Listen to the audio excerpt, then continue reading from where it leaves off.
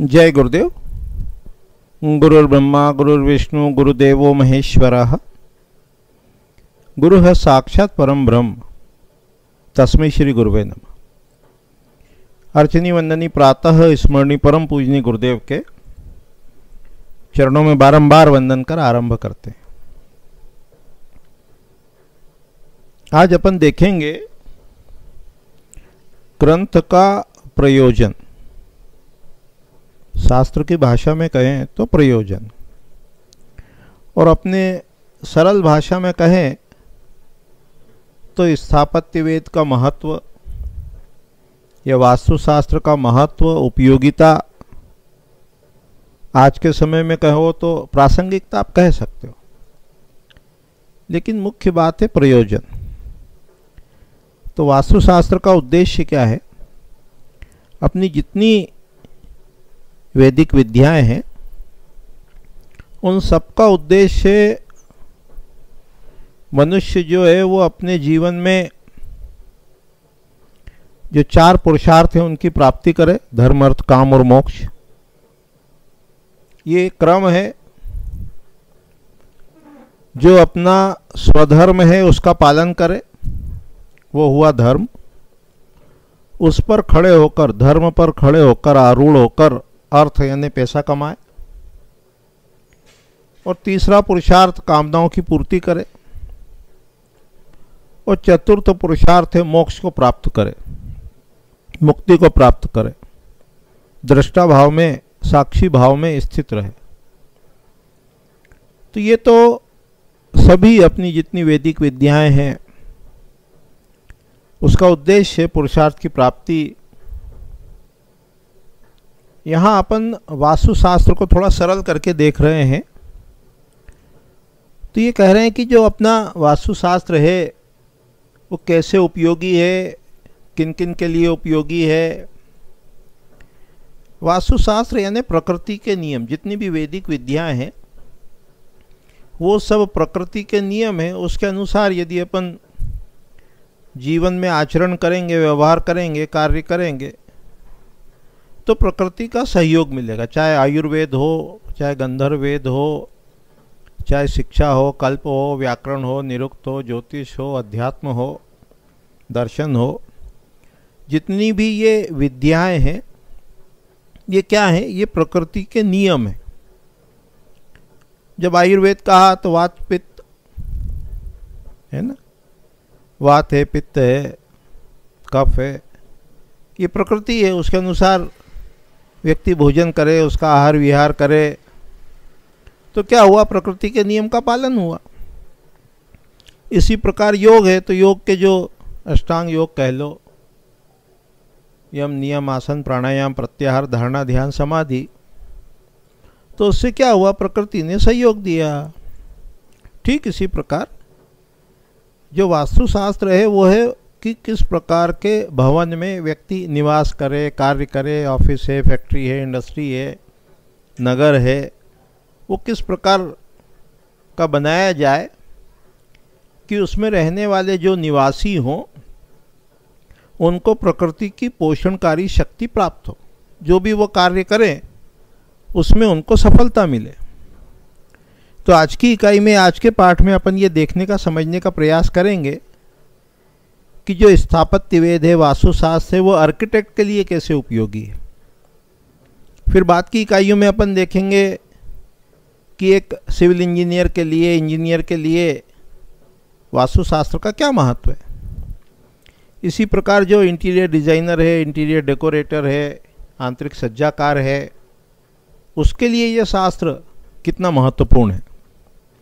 और फिर सामान्य रूप से देखेंगे कि ऑफिस है, फैक्ट्री है, इंडस्ट्री है, कोई भी व्यापार है, व्यवसाय है, दुकान है, जितना भी स्ट्रक्चर है उसमें वास्तु का क्या महत्व है। और यदि कोई व्यक्ति है, गृहिणी है, विद्यार्थी है, किसी भी कार्य को करने वाला कोई भी व्यक्ति है, उसके जीवन में वास्तुशास्त्र किस प्रकार अपना महत्व रखता है, इसको थोड़ा सा देखने का, समझने का प्रयास करेंगे।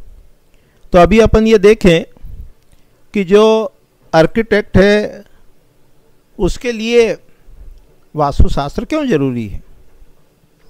इसको जब अपन ग्रंथों के आधार पर देखते हैं तो चाहे वो सम्रांगण सूत्रधार ग्रंथ हो, चाहे राजवल्लभ हो, चाहे विश्वकर्म प्रकाश हो, मानसार हो, मैमत हो, सभी ग्रंथों में स्थपति के लक्षण दिए हुए हैं। और जैसे बहुत विस्तार से जो वर्णन है वो अपने को सम्रांगण सूत्रधार का जो 44वां चैप्टर है, 44वां जो अध्याय है, उसमें स्थपति लक्षण है। उसमें बताया कि उसको शास्त्र का ज्ञान हो, शास्त्र, कर्म, प्रज्ञा और शील कि एक स्थपति जो है, आर्किटेक्ट कह लो, उसे शास्त्र का ज्ञान हो, विभिन्न शास्त्रों के नाम है, स्थपति लक्षण में देखेंगे उसको। कर्म में कुशल हो, प्रज्ञावान हो, और कैसा हो, शीलवान हो, आचरण अच्छा हो, कैरेक्टर अच्छा हो।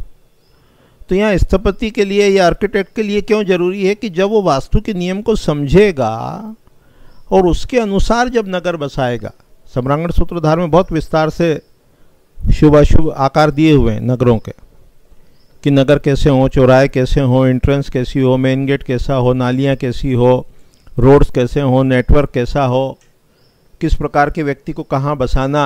अलग अलग प्रकार के जो नगर हैं, चाहे उसके आकार के अनुसार देखो, चाहे निवासी के अनुसार देखो, चाहे उसके उपयोग के अनुसार देखो, वास्तुशास्त्र के सभी ग्रंथों में आकार के अनुसार, वर्ण या व्यक्ति के अनुसार, प्रोफेशन के अनुसार, उपयोग के अनुसार नगरों का विधान दिया हुआ है। तो जब वास्तु के अनुरूप नगर संरचना होगी तो क्या होगा, उसमें जो रहने वाले लोग हैं वो सुखी होंगे। इसी प्रकार जब कोई भवन बनाया जाएगा तो भूमि चयन है, परीक्षण है, ओरिएंटेशन है, उसका दिशा ज्ञान है, द्वार है, कुछ ऐसे सेंसिटिव पॉइंट हैं कि जहाँ पर स्तंभ या दीवार नहीं आना चाहिए, उसको मर्म कहते हैं। तो जब आर्किटेक्ट को इसका ज्ञान होगा, पद विन्यास का ज्ञान होगा, द्वार का ज्ञान होगा, मर्म का ज्ञान होगा, नाड़ी वंश शिरा वो समझेगा, वेंटिलेशन वो समझेगा, रेशो प्रोपोर्शंस वो समझेगा, लेंथ और ब्रेड्थ के क्या रेशो होना चाहिए, कैसे लंबाई और चौड़ाई के विभिन्न जो आकार हैं उसके अनुसार परिणाम होता है, कैसे आयत के अलग अलग रेशियो लेंथ और विड्थ के वो अपना परिणाम देते हैं, कैसे चौड़ाई और ऊंचाई का अनुपात शांतिक, पौष्टिक, जयद, अद्भुत और सर्वकामिक होता है। यानी पूरे भवन में जो रेशियो प्रोपोर्शंस हैं उससे कैसे प्रॉपर्टी बदलती है, जब एक आर्किटेक्ट को ये मालूम होगा तो वो उसका उपयोग करेगा। इसी प्रकार कैसे पदार्थ का उपयोग करना, मटेरियल कौन सा लेना, जब वुड जॉइनरी को अपन देखते हैं, स्टोन्स को अपन देखते हैं, तो किस किस प्रकार के जो पदार्थ होते हैं उनसे क्या परिणाम होता है। अलग अलग लकड़ियाँ अलग अलग प्रभाव को उत्पन्न करती है। जैसे पलंग है जिस पे अपन बैठते हैं, सोते हैं, कुर्सी है, 8 घंटे 10 घंटे व्यक्ति उस पर बैठता है, पलंग है तो सोता है, आराम करता है। तो उसमें जो अलग अलग प्रकार की लकड़ियाँ हैं उनमें कैसे दोष हो सकते हैं, उनके क्या शुभ अशुभ परिणाम हो सकते हैं, ये जब मालूम होगा तो व्यक्ति जो अशुभ है उसको छोड़ेगा और जो शुभ है उनका उपयोग करेगा।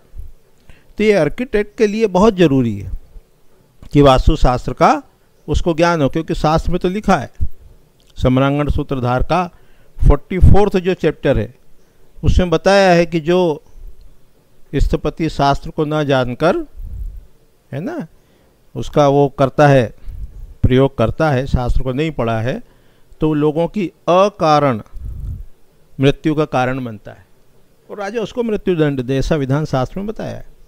क्योंकि क्या होता है कि जब दूषित वास्तु या सही वास्तु न बनाया जाए तो उसमें जो लोग निवास करते हैं उनको बीमारियों का, रोग का, धनहानि का, मृत्यु का, ऐसा वो परिणाम शनै शनै शनै शनै धीरे धीरे वो देखने को मिलता है या परिणाम दुखद होता है। इसलिए एक आर्किटेक्ट को, एक स्थपति को शास्त्र का ज्ञान हो, कर्म में कुशल हो और आचरण से पवित्र हो और प्रज्ञावान हो।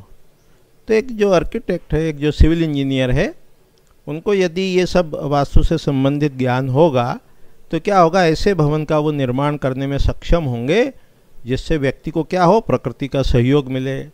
जैसा व्यक्ति का प्रोफेशन है उसके अनुसार वो भवन बनता है, उसके अनुसार वो लंबाई चौड़ाई का अनुपात रखा जाता है। एक इंटेलेक्ट है उसके लिए अलग रेशियो, एडमिनिस्ट्रेटर है उसके लिए लंबाई चौड़ाई का अनुपात अलग है, बिजनेस के लिए लंबाई चौड़ाई का अनुपात अलग है, कलर्स उसके लिए अलग प्रिस्क्राइब किए गए हैं।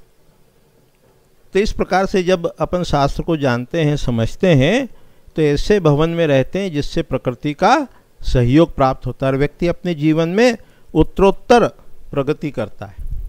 तो अभी अपन ने एक आर्किटेक्ट को, सिविल इंजीनियर को वास्तुशास्त्र का ज्ञान क्यों होना चाहिए, इसको थोड़ा सा देखने का, समझने का प्रयास किया। अगले पाठ में अपन देखेंगे कि कैसे ऑफिस है, फैक्ट्री है, इंडस्ट्री है ना, फिर वो गृहिणी है, कोई भी व्यक्ति है, क्योंकि अपना ये जो कोर्स है इसमें अपन स्थापत्य वेद के या वास्तु के सभी डायमेंशंस को कवर करने की कोशिश करेंगे या कर रहे हैं।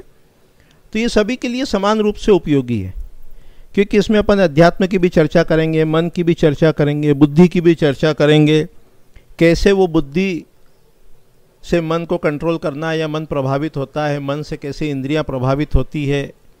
तो ये सब अपन देखने का, समझने का प्रयास करेंगे।